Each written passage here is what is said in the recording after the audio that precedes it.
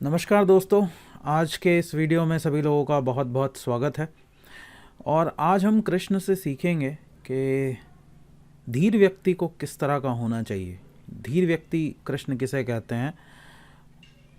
एक आम भाषा में मैं आप लोगों को बता दूं कि धीर व्यक्ति का मतलब होता है समझदार व्यक्ति।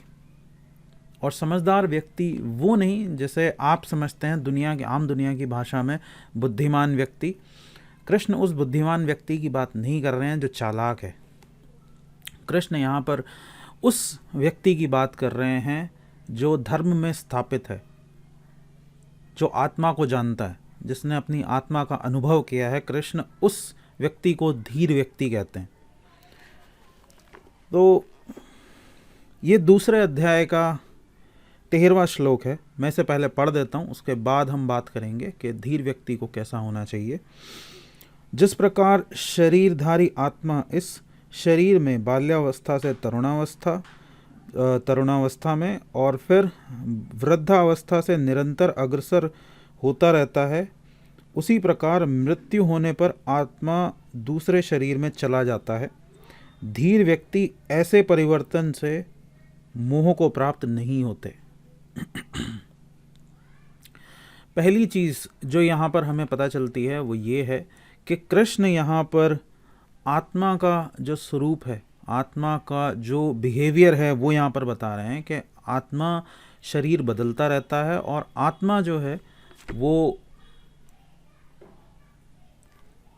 बाल्यावस्था से फिर तरुणावस्था से फिर वृद्धावस्था की तरफ कंटिन्यूस मूव होता रहता है, लेकिन वो खुद नहीं बदलता। पहली चीज़ तो आत्मा का ये क्वालिटी है, उसका ये गुण है कि वो खुद नहीं बदलता, लेकिन वो शरीर के बदलाव को देखता रहता है। वो शरीर के बदलाव का साक्षी रहता है कि मेरा शरीर अब बाल्यावस्था में है, फिर बाल्यावस्था से ये तरुणा में जा रहा है, यानी ये जवान हो रहा है, तरुण हो रहा है धीरे धीरे करके, और फिर उससे आगे की स्टेज में वृद्धावस्था में जा रहा है।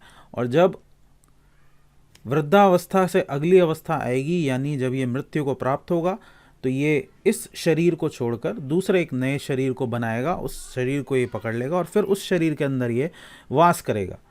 तो पहली चीज़ तो कृष्ण यहाँ पर सीधा सीधा अर्जुन को ये बता रहे हैं कि कृष्ण जो धीर व्यक्ति होते हैं वो इस शरीर से मोह क्यों नहीं करते, क्योंकि वो ये जानते हैं कि जिस जगत के अंदर हम रहते हैं वो परिवर्तनशील जगत है। यहाँ पर चीज़ें परिवर्तित होती रहती हैं, कंटिन्यूस चेंजेस यहाँ पर आते रहते हैं। एक चीज़ से दूसरी चीज़ में ट्रांसफॉर्मेशन होता रहता है चीज़ों का। चेंज भी नहीं बोलना चाहिए, जो सही वर्ड है या जो सही शब्द है वो है ट्रांसफॉर्मेशन। परिवर्तन होता रहता है, चीज़ें परिवर्तित होती रहती हैं एक रूप से दूसरे रूप में।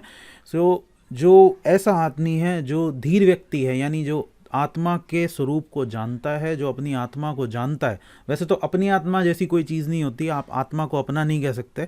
आत्मा आत्मा होती है, आत्मा के ऊपर किसी का व्यक्तिगत अधिकार नहीं होता। तो ऐसा व्यक्ति जो आत्मा को जानता है वो मोहग्रसित नहीं होता, क्योंकि वो इस परिवर्तन को समझता है, वो डीपली अपने एक्सपीरियंस से इस चीज़ को समझता है, इसलिए वो मोहग्रस्त नहीं होता। मोहग्रस्त ना होने की बात कृष्ण यहाँ पर क्यों कर रहे हैं? क्योंकि मोह एक तरह का लालच है।